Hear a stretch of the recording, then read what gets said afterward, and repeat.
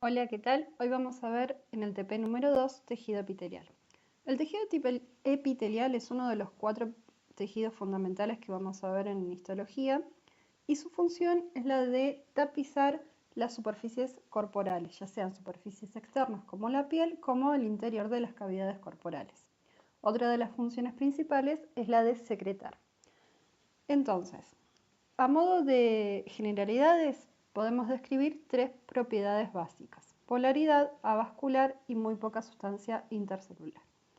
El concepto de polaridad nos va a definir 2 zonas principales de lo que es el epitelio. Una zona apical, que es donde se encuentran las especializaciones de la membrana plasmática, como podemos ver acá, microvellosidades, cilios, flagelos. Y otra zona basal, que es donde todas las células están apoyadas en contacto con la lámina basal.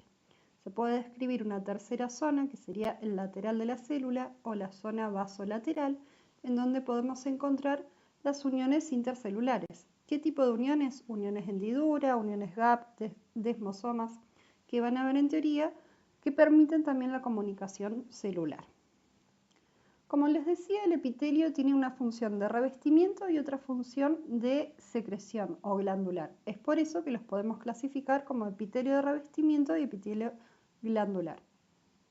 A su vez, el epitelio de revestimiento lo podemos clasificar de acuerdo al número de capas celulares, y los que no entran en esta clasificación de simple y estratificado los consideramos como especiales, porque ya vamos a ver que tienen unas características distintas al resto. Con respecto al número de capas, podemos decir que el epitelio es simple cuando está compuesto por una sola capa de células. Estas células pueden ser planas, cúbicas o cilíndricas.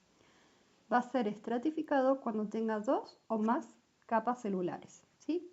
Y de acuerdo a esto podemos encontrar un epitelio estratificado cilíndrico, cúbico o plano, que en el caso del epitelio estratificado plano puede contener queratina, ser queratinizado o no queratinizado.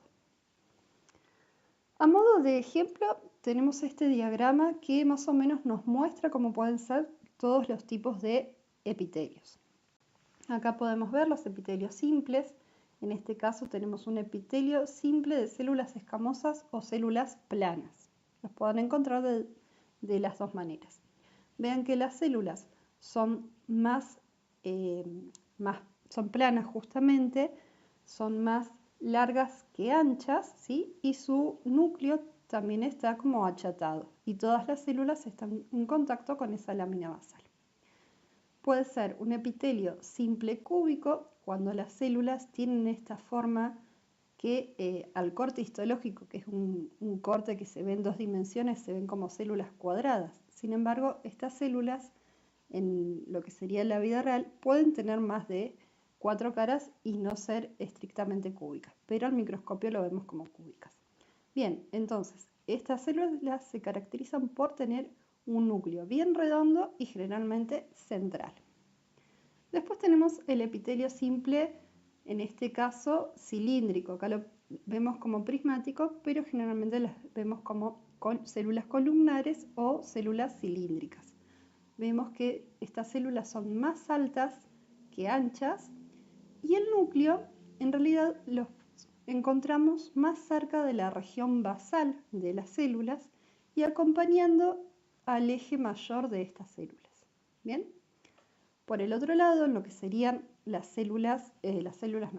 los epitelios estratificados, podemos ver que tienen todos más de una capa, ¿sí? Más de 2 capas.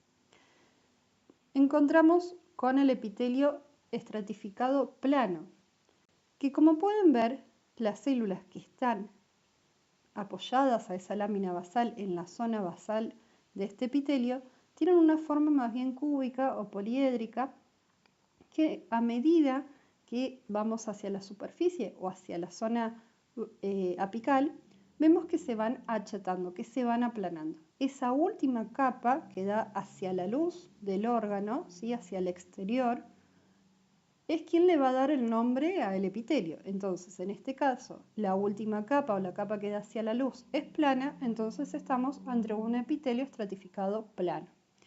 Vean que de este lado encontramos un epitelio estratificado plano queratinizado. ¿Y qué diferencia hay entre estos dos?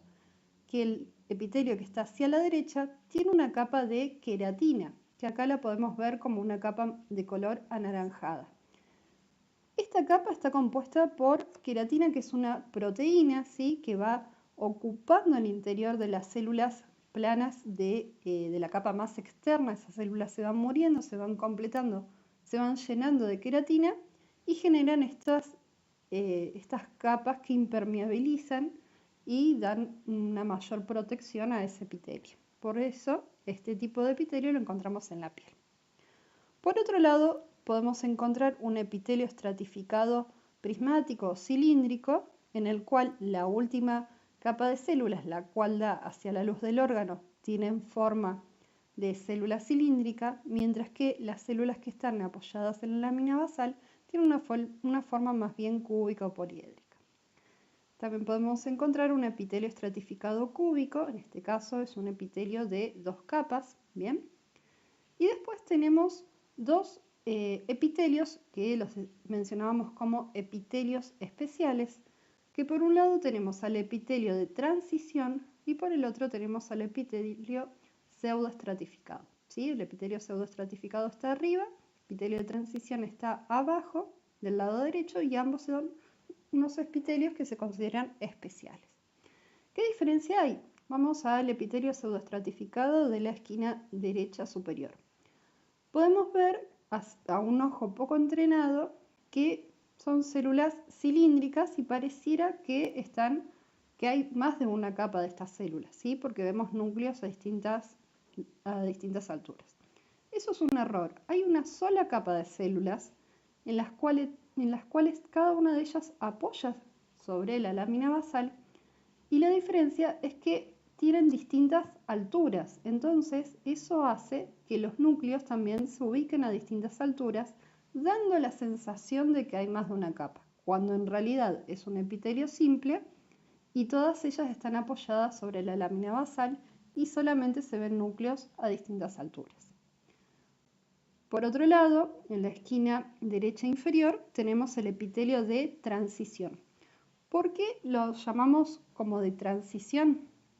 Porque este epitelio va a cambiar la organización de sus células dependiendo del estado en que se encuentre el órgano. Este tipo de epitelio lo encontramos, por ejemplo, en la vejiga, y es por eso que lo podemos llamar como urotelio o también como un epitelio polimorfo. Las células que lo constituyen tienen una forma, se le dice forma de globo, ¿sí? O más bien poliédrica. Bien que están organizadas de una manera desordenada, vean que no forman capas muy ordenaditas. Cuando el órgano, o la vejiga en este caso, se encuentra contraída, ¿sí? Esas células se reacomodan y se observan más capas celulares, ¿sí? Acá en este ejemplo podemos pensar que es un órgano contraído, entonces vemos más capas celulares. Cuando esa vejiga está llena, se distiende, se estira, estas células se reordenan y el número de capas disminuye. Bien, por eso este epitelio lo llamamos de transición o polimorfo. Bien, a partir de ahora vamos a ver los preparados que vamos a ver en clase, ¿sí? Así tienen un ejemplo de cada uno de los epitelios que estudiamos. En este caso tenemos el preparado que vamos a ver va a ser de intestino delgado. El epitelio del intestino delgado se denomina epitelio cilíndrico simple con chapa estriada y células caliciformes. Bien, si nosotros tenemos el órgano, ¿sí? Acá tenemos una porción de intestino, lo abrimos de manera longitudinal, ¿sí? A lo largo de ese túbulo y lo extendemos, como está acá. Vamos a ver que se forman estas vellosidades, bien, que cuando lleguemos a este tema lo vamos a estudiar a profundidad. Y si tomamos una de esas vellosidades y le hacemos zoom, podemos ver que están tapizadas por este epitelio, por esta membrana, ¿sí? Compuesta a su vez por células de tipo cilíndricas, como vemos en la esquina superior derecha, ¿sí? ¿sí? Son células cilíndricas, más altas que anchas y todas con los núcleos en la región basal, ¿sí? Alineados en la región basal. ¿Qué otra cosa podemos observar? Que en la imagen del medio lo vemos mejor, que estas células tienen una especie de cepillo, digamos, ¿sí? Un ribete en cepillo también se les llama, que son las microvellosidades. Como les dije anteriormente, en la zona apical de la célula, es decir, la que da hacia la luz del órgano, en este caso hacia el interior del intestino, se generan las especializaciones de membrana y una de ellas son las microvellosidades que, como vamos a ver en el práctico digestivo, aumentan la superficie de contacto y eso genera una mayor absorción, que es una de las funciones de este sistema. ¿Bien? Entonces, cuando nosotros tenemos un corte histológico de intestino, como lo podemos ver en la esquina inferior derecha, ¿sí? Eso es un corte en sentido perpendicular al túbulo, al intestino, perdón, y hacemos zoom en el interior de la luz, podemos ver una imagen como esta, ¿sí? Este espacio en blanco en el centro sería el interior, la luz de ese órgano. Al costado, como esta U, sería como una invaginación formada por las dos vellosidades del intestino. Y podemos ver, si nos vamos al epitelio, ¿sí? Estas son las células cilíndricas, que en la zona apical se ve un borde de un fucsia más intenso y en el microscopio, micrando mejor, podemos ver que es un borde como despeluzado, como irregular. Esa característica se las da a esas microvellosidades, ese ribete en cepillo que se encuentra en la zona apical y que se denomina también como chapa estriada. Bien, vuelvo para atrás. Dijimos entonces un epitelio cilíndrico simple con chapa estriada, que son esas microvellosidades, y con células caliciformes. Bien, volvemos a la imagen, al corte histológico. ¿Qué son las células caliciformes? Son estas células que en el preparado se observan como vacías, cuando en realidad, debido a las secreciones tan completas de una secreción mucosa, entonces no toma la tinción y se observan así como espacios en blanco.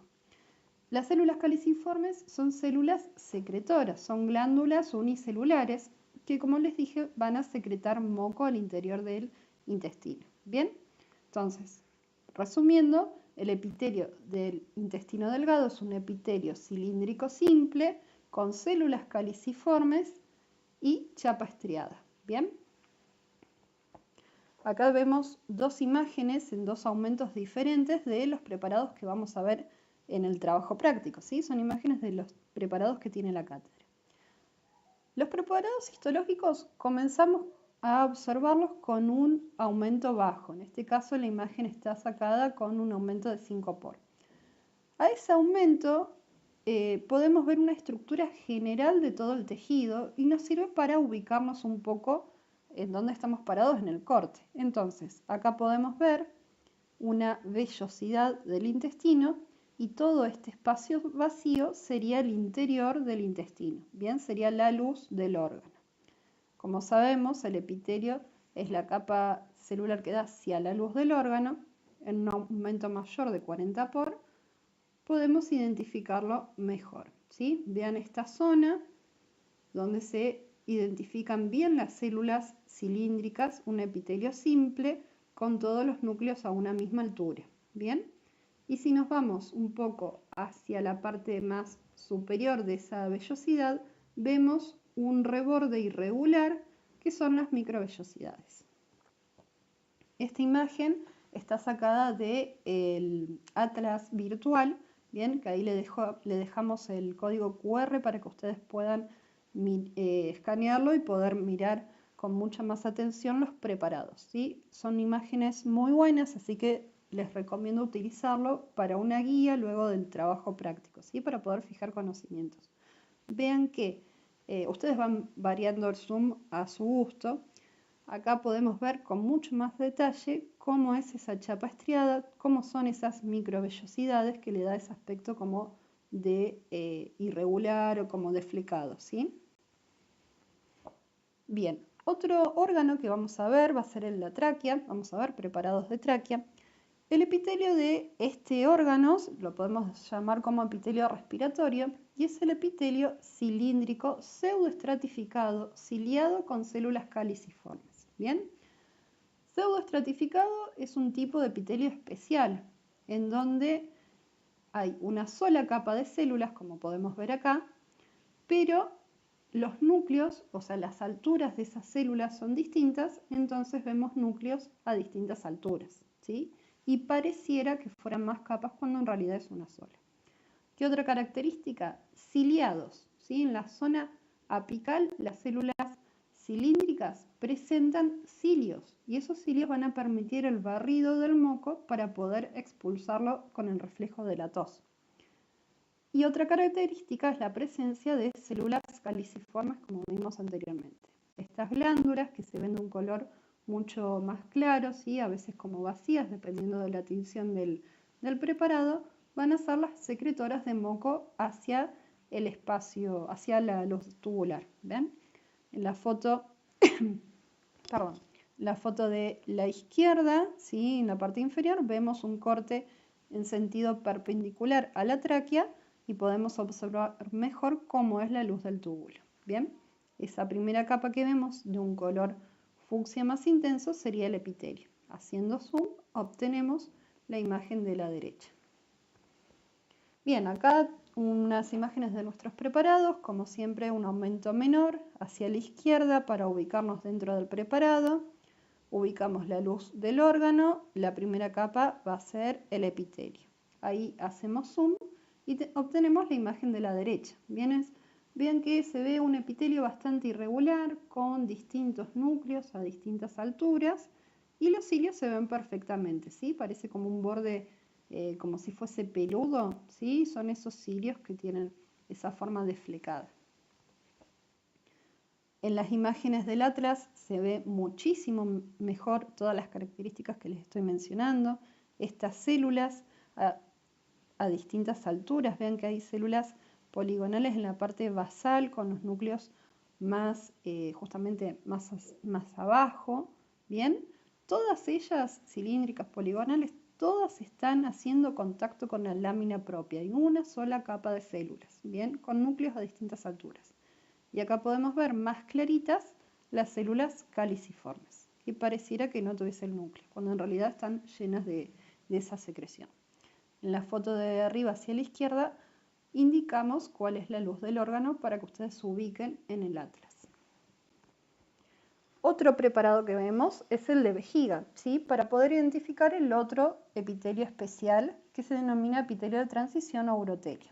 En la foto de la izquierda podemos ver un corte en sentido perpendicular al tejido, al órgano, perdón, y vemos que tiene una luz irregular, no es tan circular como las anteriores. Si nosotros nos ubicamos en un sector y hacemos zoom, podemos ver la imagen de la derecha, como tenemos acá abajo, con otro tipo de colorante, y el diagrama es similar al que tenemos en la esquina derecha superior, ¿sí? Vean que son células de una forma poligonal, como células globosas se le dicen, que se van a ir reubicando de acuerdo al estado del órgano. Si la vejiga está más contraída, si está vacía, vemos varias capas. Ahora, si es una vejiga que está repleta de orina, el tejido va a estar estirado, va a estar distendido el órgano y vemos menos capas celulares. Bien, acá lo podemos ver con mayor detalle. El corchete rojo va a señalar a la capa que corresponde al epitelio. Bien, vean que son células hasta casi circulares, ¿sí? Tómenlo entre comillas al circular, ¿sí? Tienen como forma de raqueta, de globo. Y acá una foto de nuestros preparados, con un aumento bajo para ubicarnos, para ubicar justamente la luz del órgano, bien, el interior, y con un aumento mayor podemos reconocer el epitelio, ¿sí?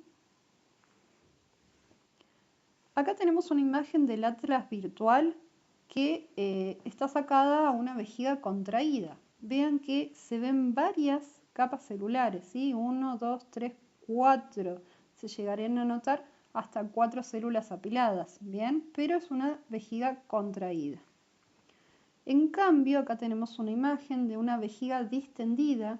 Vean que las células hasta van cambiando de forma. Los núcleos, ¿sí?, que se ven de este color más violeta, más basófilo, se ven hasta achatados, ¿sí? Y en la altura del epitelio también es menor. Vuelvo hacia atrás. Vean que acá es mucho más alto en la vejiga contraída que en la vejiga distendida, ¿sí? Los núcleos acá se ven aplanados y en el anterior se veían hasta más circulares. Bien, ahora cambiamos a otro preparado de esófago. El epitelio que vamos a encontrar acá se denomina epitelio plano estratificado.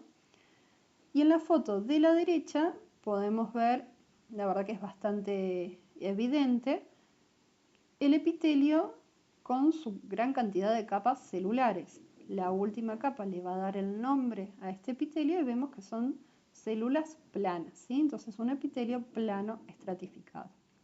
¿Y qué función tendría un epitelio estratificado o plano estratificado en este órgano? Bueno, este epitelio le brinda protección al órgano. Piensen que por el esófago va a pasar todo lo que nosotros comemos, todo aire, líquidos, elementos sólidos. Entonces es un órgano que necesita protección porque va a estar constantemente en fricción con elementos, por lo cual necesita varias capas de células que lo protejan. Imaginen este órgano con la función que tiene con un epitelio de una sola capa. Sería imposible, ¿sí? Se lesionaría constantemente. Por eso necesita mucha cantidad de capas. Bien, acá una imagen de nuestro preparado para un aumento bajo para ubicar la luz del órgano y aumentamos a 40 por para ver todas las capas celulares y sobre todo para identificar la última capa, la que da hacia la luz, para ver qué tipo de célula es. Vemos que es una célula plana en la zona apical. Si nos vamos a la zona basal, vean que los núcleos son más redondos, ¿sí?, que serían unas células más bien cúbicas. Eso es porque a medida que vamos ascendiendo, subiendo hacia la zona apical, esas células se van achatando.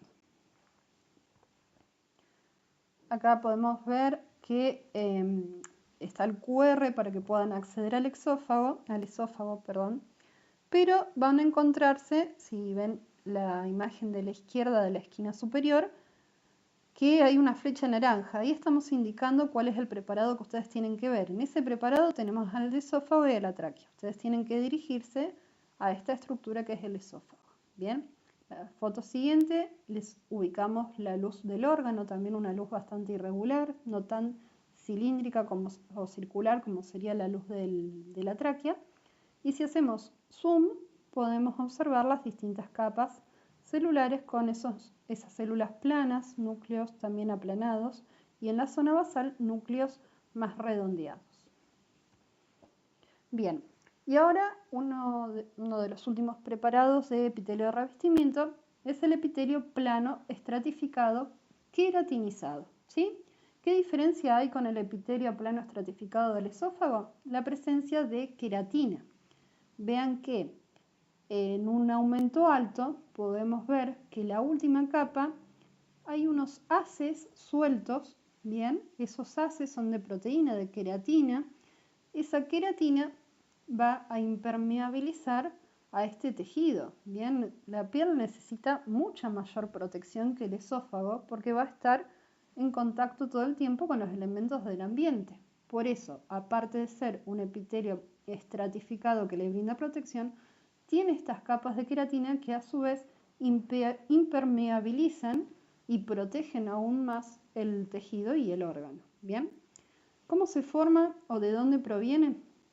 Esta queratina se va a ir acumulando en las últimas células de las capas más superficiales. Esas células van perdiendo su núcleo, es reemplazado por queratina, se van muriendo obviamente y al final se forman estos haces de queratina. ¿Bien? Bueno, acá podemos ver dos preparados diferentes, un preparado de piel gruesa, ¿sí?, en este QR. Vean el espesor tan grande de lo que sería la queratina. El epitelio llegaría hasta esta parte más o menos, ¿sí?, lo profunda que es esa capa de queratina en la piel gruesa. Y acá tenemos un ejemplo de un preparado de piel fina. Vean que las capas de queratina el espesor es mucho más bajo, incluso el epitelio también es menor. El otro tipo de epitelio se denomina epitelio glandular. La función de este epitelio justamente es secretar sustancias. ¿Y qué sería secretar sustancias? Bueno, las células que componen este epitelio van a producir en su interior sustancias y luego las van a eliminar hacia el exterior, las expulsan hacia el exterior. La clasificación de glándulas es bastante variada de acuerdo a diferentes características. Según el vertido de sus productos, las podemos clasificar en endócrinas y exócrinas. Las glándulas endócrinas serán aquellas, como vemos acá en este gráfico, que los productos son liberados hacia el torrente sanguíneo. En cambio, las glándulas exócrinas van a liberar todo su contenido hacia el exterior, ya sea hacia lo que sería una cavidad de un órgano o hacia el exterior, en el caso de la piel, hacia el medio ambiente. Por otro lado, podemos clasificarlas de acuerdo al mecanismo de secreción. Y acá vamos a tener tres tipos. Merocrina va a ser aquella glándula que genere una secreción en lo que sería su sistema de endomembranas y luego la libere por medio de exocitosis. ¿Sí? Sería la primera imagen. Una glándula apócrina sería aquella que su secreción va a ser de tipo lipídica y esta va a ser liberada atravesando esa membrana y llevándose consigo una cierta parte del citosol y de la membrana envuelta en su secreción. Y una glándula holocrina sería aquella que produzca una secreción de tipo lipídica también, la vaya acumulando en su interior y luego la libere y eso genere la ruptura de esa célula. Un ejemplo de glándulas holocrinas sería las glándulas sebáceas, ¿sí? que tenemos en la piel, y un ejemplo de glándulas apócrinas sería la glándula mamaria. De acuerdo a la cantidad de células, pueden ser unicelulares, como vimos las células caliciformes, o bien glándulas pluricelulares formadas por varios tipos de células que son las que estudiamos y las más conocidas. De acuerdo a la forma y a su producto, las podemos clasificar como glándulas tubulares o glándulas acinosas. Las glándulas tubulares son glándulas un poco más alargadas, mientras que las acinosas, la parte del adenómero, que sería la parte de las células que secretan, tiene una forma bastante redondeada como de uva. A estas las podemos clasificar como mucosas, serosas y mixtas. Acá vemos cómo es la clasificación de acuerdo al tipo de producto. Si nosotros observamos en la descripción de la izquierda, en la parte superior, tenemos las glándulas mucosas. Acá tenemos una imagen de cómo se vería en un preparado histológico una glándula serosa. Vean que esas células son bastante claras, de un fucsia claro, ¿sí? Y están llenas de mucina. La mucina también es una secreción de tipo proteica y como están tan llenas de esta secreción, su núcleo va a estar direccionado hacia un extremo de esa célula y hasta va a cambiar un poco a una forma más aplanada, ¿sí? Porque esa secreción la va a ir aplastando hacia su zona basal. Vean que esta glándula tiene una luz bastante pequeña. Generalmente tenemos glándulas de tipo tubular, entonces son mucho más alargadas en la parte de su adenómero y contienen un conducto excretor. Si vamos hacia la derecha, vamos a ver las glándulas de tipo serosas. En este caso, si vemos la microfotografía, vemos que la coloración es mucho más basófila, más oscura, más violeta, pero esto nos permite identificar a un núcleo bien redondo y central, comparado con la anterior. Vemos que la luz también es mucho más pequeña. La forma que encontramos es un acino bastante redondeado, bien, con un conducto excretor. Y otro tipo de glándulas que se denominan mixtas, que justamente es una mezcla de estas dos. Vamos a ver una porción mucosa, mucho más clara, con los núcleos dirigidos hacia la zona basal, y una porción más pequeña, que se denomina semilunas de von Ebner, de tipo serosa, ¿sí? Más oscura y con los núcleos bien redondeados, un poco más centrales que en el otro lado.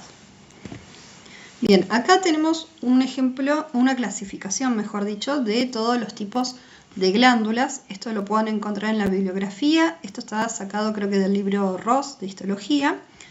Y es importante para que ustedes estudien todos los tipos de glándulas multicelulares.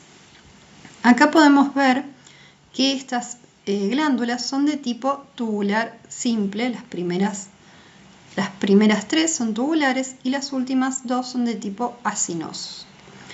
Que sean simples se refiere a que contienen un solo conducto que no está ramificado o no presentan conducto.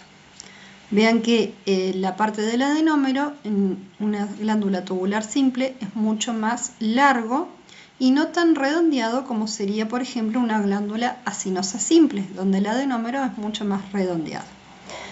Que sea ramificada significa que van a tener, de ese conducto, van a salir varias porciones de adenómeros. Bien, ya puede ser una tubular simple ramificada o una acinosa ramificada. Pero sigue siendo simple en el sentido de que tiene un solo conducto. Bien, las glándulas compuestas se refiere a que ese conducto excretor va a estar ramificado, ¿sí? Va a tener más de una ramificación. Entonces, puede ser tubular compuesta, donde ese adenómero es mucho más largo, o acinosa compuesta, donde el adenómero es más redondeado y hace alusión a como un racimo de uvas. Ahora bien, hay un tercer tipo, que sería la tubuloacinosa, que es una mezcla entre adenómeros acinosos y tubulares. Bien, de acuerdo al tipo de forma, vamos a encontrarlas en distintos tejidos. Vuelvo para atrás. La tubular simple la encontramos en el intestino grueso, por ejemplo. Una tubular simple enrollada es muy común de ver en la piel. Una tubular compuesta en el duodeno, por ejemplo. El páncreas, que es una glándula de tipo exócrina por un lado y endócrina por el otro. La porción exócrina encontramos acinos compuestos. Y las glándulas salivales submandibulares son de tipo tubuloacinosa compuesta. Bien, acá vemos un ejemplo, un esquema, mejor dicho, de lo que sería un corte histológico de una glándula salival, donde podemos ver los distintos tipos de acinos. ¿Ven? Veamos acá los diagramas de unos acinos de tipo mucoso, mucho más claro, con los núcleos aplanados hacia la zona basal, y los acinos serosos más oscuros, con los núcleos más redondeados y no tan dirigidos hacia la zona basal. Y después vemos estructuras más grandes, ¿sí? Que pueden ser arterias, que pueden ser venas, ¿bien? Y otras estructuras similares a los adenómeros que a un ojo poco entrenado los podemos confundir con adenómeros si son conductos. Esta es una fotografía de nuestros preparados. Acá podemos ver acinos de tipo seroso que se identifican claramente con los núcleos redondos y su coloración más basófila. Acinos mixtos, ¿sí? Con las semilunas de Ebner de la parte serosa y el resto es una parte mucosa mucho más clara, y acinos mucosos. Las estructuras que se encuentran en la parte superior hacia la izquierda, que son estructuras mucho más grandes, vean que las células son hasta cilíndricas en esta zona y luego se tornan a cúbicas con unos núcleos bien redondos, forman parte de los conductos excretores de estas glándulas.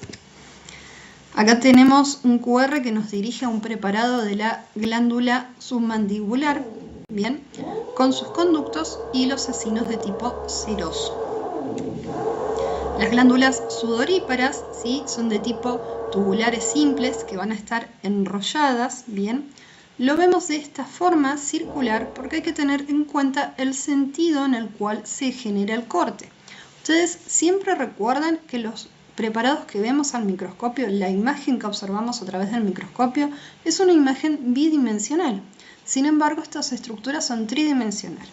Entonces, si nosotros, me dirijo hacia la esquina derecha, hacemos un corte en sentido transversal, en este caso al conducto de la glándula, vamos a observar una estructura más bien circular. Si nosotros hacemos un corte longitudinal en el sentido de ese conducto, vamos a ver una estructura mucho más larga. Eso recuerden para tenerlo en cuenta desde ahora en adelante y poder entender mejor el preparado histológico. Bueno, por último vamos a ver glándula sebácea. Esta glándula es una glándula de tipo acinosa simple ramificada, que si vemos la imagen en la esquina superior izquierda, vemos una imagen con un zoom menor y nos tenemos que centrar en la estructura que está remarcada por un círculo negro. En esa parte corresponde a la parte del acino. Vemos que es de una coloración rosa un poco más clara, más eosinófila, con unos núcleos bien redondeados, y esta estructura casi no se observa la luz, en realidad no tiene una luz central, y el tipo de secreción es de una secreción de tipo lipídica, ¿sí? Estas glándulas secretan sebo, ¿bien?